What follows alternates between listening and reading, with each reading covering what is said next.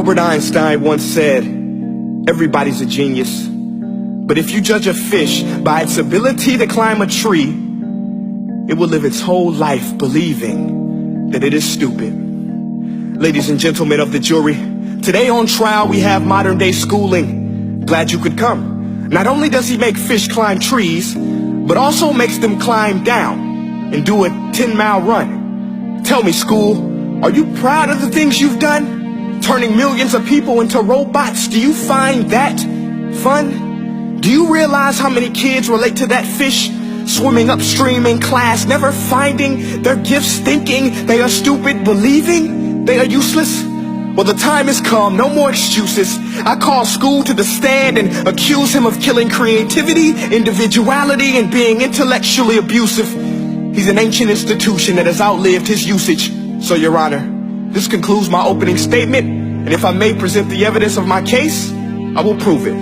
Proceed. Exhibit A. Here's a modern day phone. Recognize it? Here's a phone from 150 years ago. Big difference, right? Stay with me. Here's a car from today. And here's a car from 150 years ago. Big difference, right? Well, get this. Here's a classroom of today. And here's a class we used 150 years ago. Now ain't that a shame? In literally more than a century, nothing has changed. Yet you claim to prepare students for the future? But with evidence like that, I must ask, do you prepare students for the future or the past?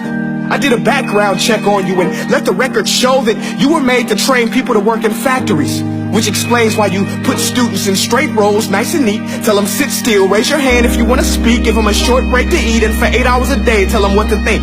Oh, and make them compete to get an A letter which determines product quality, hence grade A of meat. I get it. Back then, times were different. We all have a past. I myself am no Gandhi.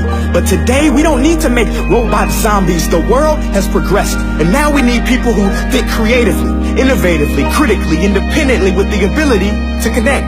See, every scientist will tell you that no two brains are the same. And every parent with 2 or more children will confirm that claim.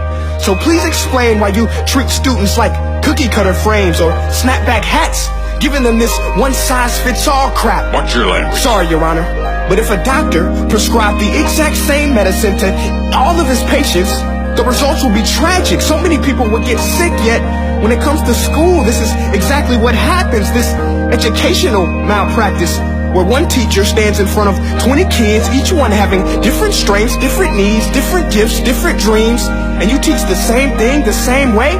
That's horrific. Ladies and gentlemen, the defendant should not be acquitted. This may be one of the worst criminal offenses ever to be committed. And let's mention the way you treat your employees. Objection. Overruled. I want to hear this. It's a shame. I mean, teachers have the most important job on the planet, yet they're underpaid? No wonder so many students are short-changed. Let's be honest. Teachers should earn just as much as doctors, because a doctor can do heart surgery and save the life of a kid. But a great teacher can reach the heart of that kid and allow him to truly live. See, teachers are heroes that often get blamed, but they're not the problem. They work in a system without many options or rights. Curriculums are created by policymakers, most of which have never taught a day in their life. Just obsessed with standardized tests. They think bubbling in a multiple choice question will determine success. That's outlandish. In fact, these tests are too crude to be used and should be abandoned, but don't take my word for it. Take Frederick J. Kelly, the man who invented standardized testing, who said, and I quote, "These tests are too crude to be used and should be abandoned." Ladies and gentlemen of the jury, if we continue down this road, the results will be lethal. I don't have much faith in school, but I do have faith in people. And if we can customize healthcare, cars, and Facebook pages, then it is our duty to do the same for education, to upgrade it, change it, do away with school spirit, because that's useless. Unless we're working to bring the spirit out of each and every student, that should be our task. No more Common Core. Instead, let's reach the core of every heart in every class. Sure, math is important, but no more than art or dance. Let's give every gift an equal chance. I know this sounds like a dream, but countries like Finland are doing impressive things. They have shorter school days. Teachers make a decent wage. Homework is non-existent, and they focus on collaboration instead of competition. But here's the kicker, boys and girls. Their educational system outperforms every other country in the world. Other places like Singapore are succeeding rapidly. Schools like Montessori, programs like Khan Academy, there is no single solution.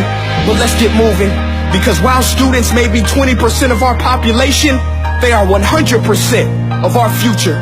So let's attend to their dreams, and there's no telling what we can achieve.